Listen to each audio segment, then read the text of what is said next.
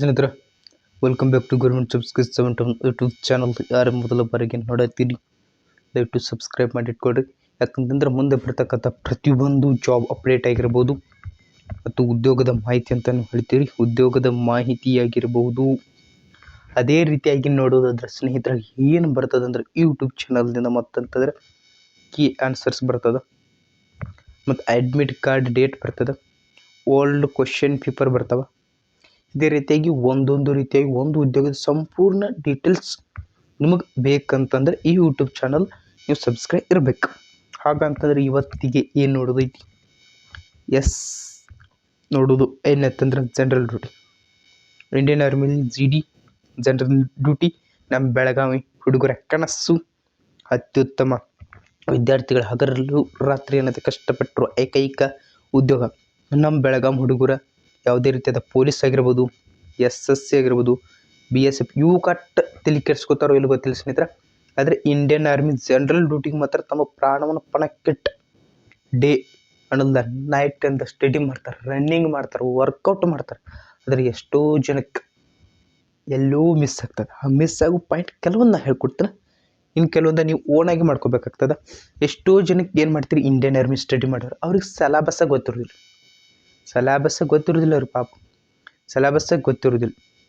ಏನು ಮಾಡೋದು ಅವ್ರಿಗೆ ಸಿಲೆಬಸ್ ಯಾವುದೈತಿ, ಎದ್ರ ಮೇಲೆ ಎಷ್ಟೆಷ್ಟು ಕ್ವಶನ್ ಬರ್ತಾವೆ, ಮತ್ತು ಹಗಲ ರಾತ್ರಿ ಡೇ ಆ್ಯಂಡ್ ನೈಟ್ ಓದೋದು ಬರೀ ಮಾಡ್ತಾರೆ. ಬಟ್ ಸಿಲೆಬಸ್ಸಾಗಿ ಗೊತ್ತಿರೋದು ಪ್ರತಿ ಒಂದು ಎಕ್ಸಾಮ್ ಇಲ್ಲರಿ ಸ್ನೇಹಿತರೆ. PC to DC, SSC, MTS, CGL, CHSL ಪ್ರತಿಯೊಂದಕ್ಕೆ ಏನೈತಿ ಸ್ನೇಹಿತರೆ ಸಿಲೆಬಸ್ ಇರ್ತದೆ. ಜನರಲ್ ಡ್ಯೂಟಿ ಸಿಲೆಬಸ್ ಐತಿ, ಟೆಕ್ನಿಕಲ್ಗೆ ಐತಿ, ಕ್ಲರ್ಕ್ ಐತಿ. ಇದೇ ರೀತಿ ಪ್ರತಿಯೊಂದು ಇಂಡಿಯನ್ ಆರ್ಮಿ ಸಹ ಸಿಲೆಬಸ್ ಐತಿ. ನೋಡ್ಕೊಡ್ರಿ, ಹೇಳ್ಕೊತ ಹೋಗ್ತೀನಿ.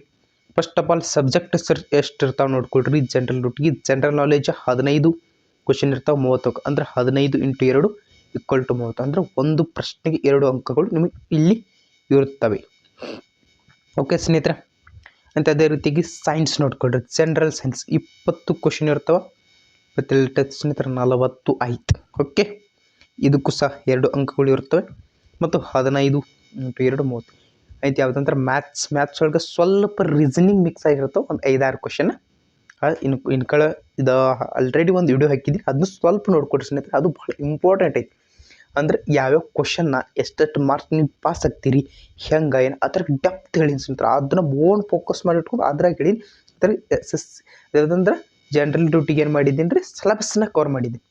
ಓಕೆ, ಸಿಲೆಬಸ್ ಕವರ್ ಮಾಡ್ಕೊಂಡಿದ್ದೀನಿ, ನೋಡ್ತಾ ಹೋಗ್ರಿ ಸ್ನೇಹಿತರೆ. ಇಂಪಾರ್ಟೆಂಟ್ ಆಗ್ತದೆ, ಇಂಪಾರ್ಟೆಂಟ್ ಭಾಳ ಆಗ್ತದೆ. ನೀವು ಇಲ್ಲಿ 32 ಅಲ್ಲ 35ಕ್ಕಿಂತ ಹೆಚ್ಚು ತೊಗೋಬೇಕಾದ ಸ್ನೇಹಿತರೆ. 35ಕ್ಕಿಂತ ಹೆಚ್ಚು ತೊಗೊಂಡ್ರೆ ಪಾಸ್ ಆಗ್ತೀರಿ. ಮತ್ತು NCC C ಸರ್ಟಿಫಿಕೇಟ್ ಇದ್ದರೆ ಸ್ವಲ್ಪ ಏನಿರ್ತದಂದ್ರೆ ಕಡಿಮೆ ಅಂಕ ತೊಗೊಂಡ್ರೆ ನೀವು ಏನಾಗ್ತೀರಿ, ಕ್ವಾಲಿಫೈ ಆಗೋ ಚಾನ್ಸಸ್. ಮೊದಲನೇದಾಗಿ ಜನರಲ್ ನಾಲೆಡ್ಜ್ 15 ಕ್ವಶನ್ಗಳಿರ್ತಾವೆ ನೋಡ್ರಿ. ಅದಕ್ಕೆ ಏನೇನು ಸ್ಟಡಿ ಮಾಡಬೇಕು, ಜನರಲ್ ನಾಲೆಡ್ಜ್ ಒಳಗೆ ಏನೇನು ಸ್ಟಡಿ ಮಾಡಬೇಕು ಅದನ್ನ ಇಲ್ಲಿ ಕೊಟ್ಟಿದ್ದೀನಿ. ಇಲ್ಲಿ ನೀವೇನು ಮಾಡಿರಿ, ನಮ್ಮ ಕರ್ನಾಟಕದ ವಿದ್ಯಾರ್ಥಿಗಳು ಎಲ್ಲಿ ತಪ್ತೀರಂದ್ರೆ, ನೀವು ಇಂಡಿಯನ್ ಆರ್ಮಿ ಕರ್ನಾಟಕಕ್ಕೆ ಹೆಚ್ಚು ಫೋಕಸ್ ಕೊಡಕ್ಕೆ ಹೋದ್ರಿ. ಆ ಕರ್ನಾಟಕಕ್ಕೆ ನೀವು KPSC ಬುಕ್ ತೊಗೊಂಡು ಹೋದ್ನೆ, KA ಬುಕ್ ತೊಗೊಂಡು ಹೋದ್ನೆ, ಇದನ್ನು ಹೋದ್ರೆ ನೀವು ಕ್ವಾಲಿಫೈ ಆಗಲ್ಲ ಸಿಗ್ತಾರೆ. ಯಾಕಂದ್ರೆ ನಮ್ಮ ಇದು KPSC ಆಗಿರ್ಬೋದು, KA ಆಗಿರ್ಬೋದು, ಏನು ಮಾಡ್ತೀರಿ, ಕರ್ನಾಟಕದ ಸಿಲೆಬಸ್ನ ಯಾವುದೇ ಆ ಥರ ಆಗಿರ್ಬೋದು ಸ್ನೇಹಿತರೆ, ಕರ್ನಾಟಕ ಸಿಲೆಬಸ್ನ ಒಂದು ಕವರ್ ಮಾಡಿರ್ತಾರೆ. ಪ್ರತಿಯೊಬ್ಬ ಆ ಥರ ಕರ್ನಾಟಕ ಸಿಲೆಬಸ್ನ ಕವರ್ ಮಾಡಿರ್ತಾರೆ. ಅದಕ್ಕಾಗಿ ನೀವೇನಾಗಿ ಕ್ವಾಲಿಫೈ ಆಗಲ್ಲ. ಇಲ್ಲಿ ಏನು ಕೇಳ್ತಾರೆ, ನ್ಯಾಷನಲ್, ಇಂಟರ್ನ್ಯಾಷನಲ್, ಭಾರತದ ಬಗ್ಗೆ ಕೇಳ್ತಾರೆ. ಐತೆ ವಿದೇಶಗಳ ಬಗ್ಗೆ ನಮ್ಮ ರಿಲೇಷನ್ಸ್ ಕೇಳ್ತಾರೆ. ರಷ್ಯಾ ಉದಾಹರಣೆ, ಭಾರತದ ರೂಪಾಯಿ ಐತಿ ನೋಡ್ರಿ, ಕರೆನ್ಸಿ ಭಾರತದ ರೂಪಾಯಿ, ಅಮೇರಿಕಾದ ಡಾಲರ್ ಐತಿ. ಇದೇ ರೀತಿ ಬೇರೆ ಬೇರೆ ದೇಶದ ಕರೆನ್ಸಿ ಆಗಿರ್ಬೋದು, ರಾಜಧಾನಿ ಆಗಿರ್ಬೋದು, ಈ ರೀತಿಯಾಗಿ ಕೇಳ್ತಾರೆ. ಮತ್ತು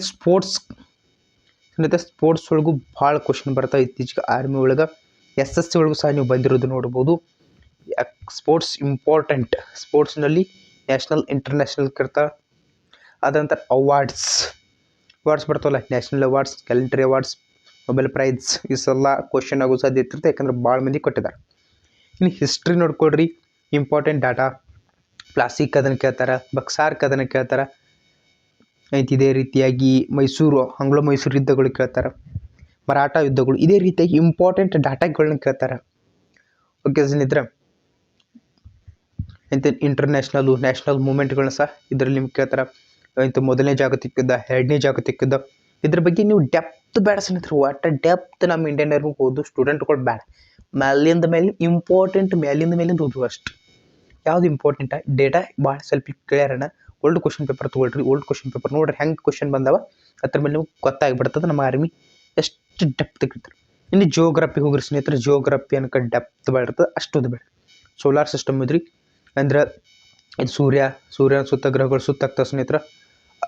ಭೂಮಿ ಎಷ್ಟನೇ ಸ್ಥಾನದ ಐತಿ, ಭೂಮಿಗೆ ಸಮೀಪವಾದ ಗ್ರಹ ಯಾವುದು, ಸೂರ್ಯನಿಗೆ ಸಮೀಪವಾದ ಗ್ರಹ ಯಾವುದಾ, ಅದು ಅತಿ ದೊಡ್ಡ ಗ್ರಹ, ಅತಿ ಚಿಕ್ಕ ಗ್ರಹ, ಅದು ಅತಿ ದೂರ ಸೂರ್ಯನಿಂದ ಅತಿ ದೂರದಲ್ಲಿರೋ ಗ್ರಹ, ಅತಿ ಸಮೀಪದಲ್ಲಿರೋ ಗ್ರಹ.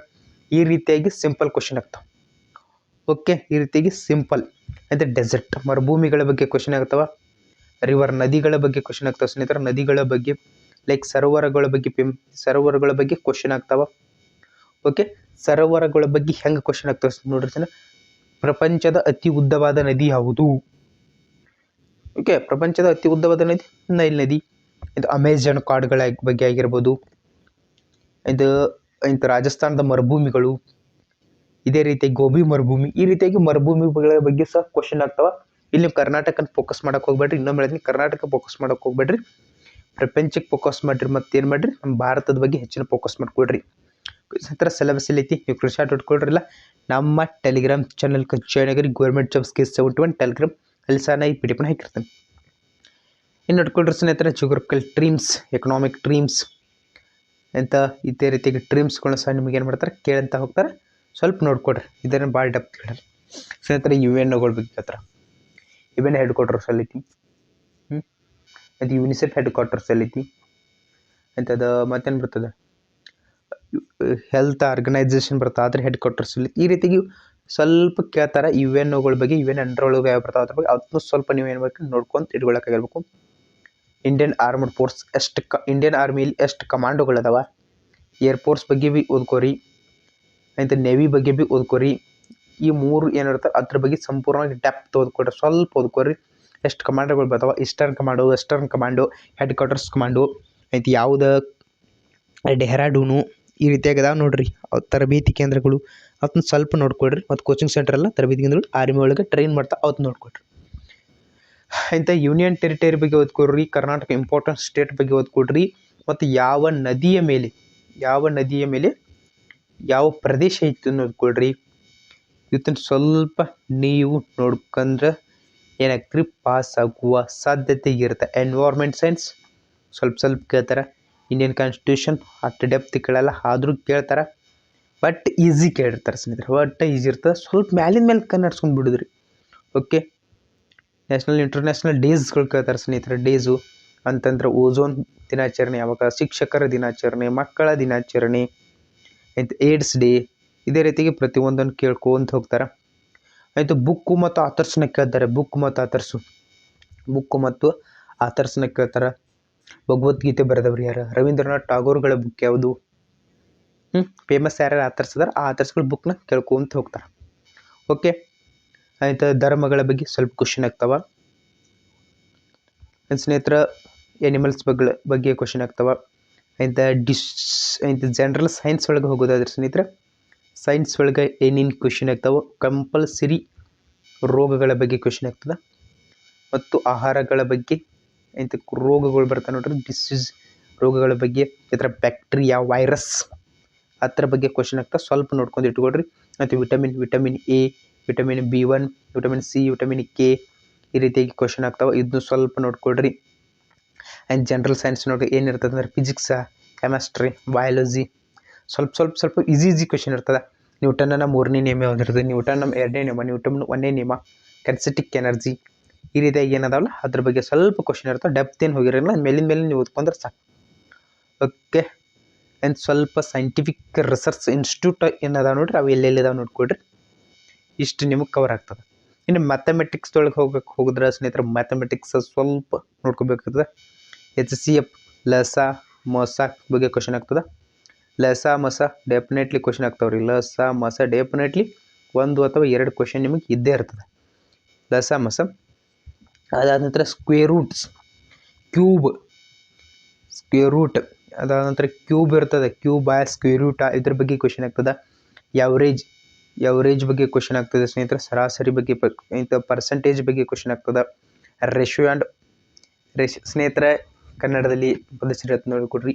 ಸರಾಸರಿ ಬಗ್ಗೆ ಕ್ವಶನ್ ಆಗ್ತದೆ, ಶೇಕಡಾ ಬಗ್ಗೆ ಕ್ವಶನ್ ಆಗ್ತದೆ, ಅನುಪಾತದ ಬಗ್ಗೆ ಕ್ವಶನ್ ಆಗ್ತದೆ, ಆಯ್ತು ಲಾಭ ಮತ್ತು ನಷ್ಟದ ಬಗ್ಗೆ ಕ್ವಶನ್ ಆಗ್ತದೆ, ಪಾರ್ಟ್ನರ್ಶಿಪ್ ಅಂತಂದರೆ ಈ ಒಂದು ಇಬ್ಬರು ವ್ಯಕ್ತಿಗಳು ಕೂಡ್ಕೊಂಡು ಎಷ್ಟು ವರ್ಕ್ ಮಾಡ್ತಾರೆ ಅಂದರೆ ಆಯ್ತು ಟೈಮ್ ಆ್ಯಂಡ್ ವರ್ಕ್ ಮೇಲೆ ಕ್ವಶನ್ ಆಗ್ತದೆ ಸ್ನೇಹಿತರೆ. ಟೈಮ್ ಆ್ಯಂಡ್ ವರ್ಕ್ ಸಮಯ ಮತ್ತು ಕೆಲಸದ ಮೇಲೆ ಕ್ವಶನ್ ಆಗ್ತದೆ. ಮತ್ತು ಡಿಸ್ಟೆನ್ಸ್ ಸ್ನೇಹಿತರೆ ದೂರ ಸಮೀಪ. ಒಂದು ಟ್ರೈನ್ ಮೇಲೆ ಕ್ವಶನ್ ಆಗ್ತದೆ ಸ್ನೇಹಿತರೆ, ಟ್ರೈನ್ ಮೇಲೆ ಕ್ವಶನ್ ಆಗ್ತದೆ. ಅದಾದ ನಂತರ ಸಿಂಪಲ್ ಇಂಟ್ರೆಸ್ಟ್, ಸರಳ ಬಡ್ಡಿ, ಚಕ್ರ ಬಡ್ಡಿ ಅಂತೀವಿ, ಅದ್ರ ಬಗ್ಗೆ ಸಹ ಏನಾಗ್ತಾವೆ ಕ್ವಶನ್ ಆಗ್ತಾವ. ಸ್ವಲ್ಪ ಇದ್ರ ಬಗ್ಗೆ ಪ್ರಾಕ್ಟೀಸ್ ಇರಬೇಕಾಗ್ತದೆ ಸ್ನೇಹಿತರೆ. ಕೇವಲ 1-2 ನೋಡಿ ನೀವು ಕ್ವಶನ್ ನಂಗೆ ಮೆಂಟಲಿಬಿಲಿಟಿ ಬರ್ತೈತಿ ಅನ್ಕೊಂಡ್ರೆ ನಿಮಗೆ ಸತ್ರು ಇದು ಬರಂಗಿಲ್ಲ ಸ್ನೇಹಿತರೆ. ಆದ್ದರಿಂದ ಏನು ಮಾಡಿ ಸ್ವಲ್ಪ ಡೆಪ್ತ್ ಓದಕ್ಕೆ ಟ್ರೈ ಮಾಡಿರಿ. ಡೆಪ್ತ್ ಇದನ್ನು ನೀವು ಬರೀ ಹಿಂಗೆ ಮಾಡ್ಕೊಂಡು ಕುಂತ್ರೆ ಕೆಲಸ ಇಲ್ಲ. ಏನು ಬೇಕಾದ್ರೆ ಪ್ರಾಕ್ಟೀಸ್ ಮಾಡೋದು. ಎಷ್ಟು ನೀವು ಪ್ರಾಕ್ಟೀಸ್ ಮಾಡಿದ್ದೀರಿ, ಎಷ್ಟು ಹೊಸ ಕ್ವಶನ್ ನೀವು ಸಾಲ್ವ್ ಮಾಡ್ತೀರಿ ನೋಡಿ ಸ್ನೇಹಿತರೆ, ಅಷ್ಟು ನೀವು ಏನಾಗ್ತೀರಿ ಬೆಸ್ಟ್ ಆಗ್ತೀರಿ. ಅದಾದ ನಂತರ ನೆಕ್ಸ್ಟ್ ಏನು ನೋಡೋಣ ಅಂತಂದ್ರೆ ಇಷ್ಟು ಈ ಸಲ ಕ್ವಶನ್ ಆಗಿದೆ ಸ್ನೇಹಿತರೆ, ದಯವಿಟ್ಟು ನೋಡ್ಕೊಡ್ರಿ. ಈ ಕಡೆ ಹೇಳಿದ್ನಲ್ಲ ಸ್ನೇಹಿತರೆ ಸರ್ಕಲ್ ಬಗ್ಗೆ, ಸ್ನೇಹಿತರೆ ಲೈನ್ಸಾ, ಆ್ಯಂಗಲ್ಸಾ, ಟ್ರಯಾಂಗಲ್ಸಾ, ತ್ರಿಭುಜಗಳ ಬಗ್ಗೆ ಸ್ವಲ್ಪ ಕ್ವಶನ್ ಆಗ್ತಾವ. ಆ್ಯಂಗಲ್ಸು ಅಂತ 90 ಡಿಗ್ರಿ ಸ್ನೇಹಿತರೆ, ಆಯ್ತು ವಿಸ್ತೀರ್ಣ ಆಗಿರ್ಬೋದು, ವಿಸ್ತೀರ್ಣ ಕಂಡುಹಿಡಿಯೋದು, ಸುತ್ತಳತೆ ಕಂಡುಹಿಡ್ಬೋದು, ಎದರ್ದರದ ಸ್ಟ್ರ್ಯಾಂಗಲ್ ಅಂದ್ರೆ ತ್ರಿಭುಜಗಳ ಬಗ್ಗೆ, ವೃತ್ತಗಳ ಬಗ್ಗೆ ಈ ರೀತಿಯಾಗಿ ಕ್ವಶನ್ ಆಗ್ತಾವ. ವೃತ್ತಗಳು, ಚೌಕಗಳು ಗೊತ್ತಿಲ್ಲ, ವೃತ್ತ, ಚೌಕ, ತ್ರಿಭುಜ, ಆಯತ ಇಷ್ಟು ಬಿಟ್ಟು ಬೇರೆ ಏನು ಕ್ವಶನ್ ಆಗಲ್ರಿ. ಅದಕ್ಕೆ ಸ್ವಲ್ಪ ನೋಡ್ಕೊಡ್ರಿ, ಆ ಸೂತ್ರ ಬರ್ತಾವೆ ನೋಡ್ರಿ. 4 ಇಂಟು ಬಾಹು, ಬಾಹು ಇಂಟು ಬಾಹು ಈ ರೀತಿಯಾಗಿ ನೋಡ್ಕೊಂಡು ಇಟ್ಕೊಳ್ರಿ. ಸ್ವಲ್ಪ ಸ್ಟಡಿ ಅಂದ್ರೆ ಪ್ರಾಕ್ಟೀಸ್ ಇಟ್ಕೊಳ್ರಿ. ಪ್ರಾಕ್ಟೀಸ್ ಇಟ್ಕೊಂಡ್ರೆ ನಿಮ್ಗೆಲ್ಲನೂ ಸಾಧ್ಯ ಐತ್ರಿ. ಟೋಟಲ ಅಷ್ಟು ನಮ್ಮ ಜನರಲ್ ರೂಟ್ ಇನ್ನೊಮ್ಮೆ ಹೇಳಕತ್ತೀನಿ ನೋಡ್ಕೊಡ್ರಿ. 35 ಮ್ಯಾಲೆ ಬಿದ್ದರೆ ಪಾಸ್ ಐತಿ. ಆದರೆ ನೀವು 35ಕ್ಕೆ 5 ತೊಗೊಳಕ್ಕೆ ಹೋಗ್ಬಿಟ್ಟು ಸ್ನೇಹಿತರೆ, ಎಷ್ಟು ತೊಗೊಳ್ಳಿ ಅಂದರೆ ಒಂದು 70 ಅಬೋವ್ ತೊಗೊಳಕ್ಕೆ ಟ್ರೈ ಮಾಡಿರಿ. ಯಾಕಂತಂದರೆ ಈಗ ಮೊನ್ನೆ ತಾನು ಒಂದು ಲಾಸ್ಟ್ ಶಾರ್ಟ್ ಲಿಸ್ಟ್ ಬಿಡತ್ರ. ಅದರಲ್ಲಿ ಕೆಲವು ವಿದ್ಯಾರ್ಥಿಗಳು ರನ್ನಿಂಗ್ ಎಕ್ಸಲೆಂಟ್, ಫಿಸಿಕಲ್ ಬರ್ರಿ ಅಂದ್ರೆ ಫಿಸಿಕಲ್ ಎಕ್ಸಲೆಂಟ್ ಮಾಡಿದ್ರು.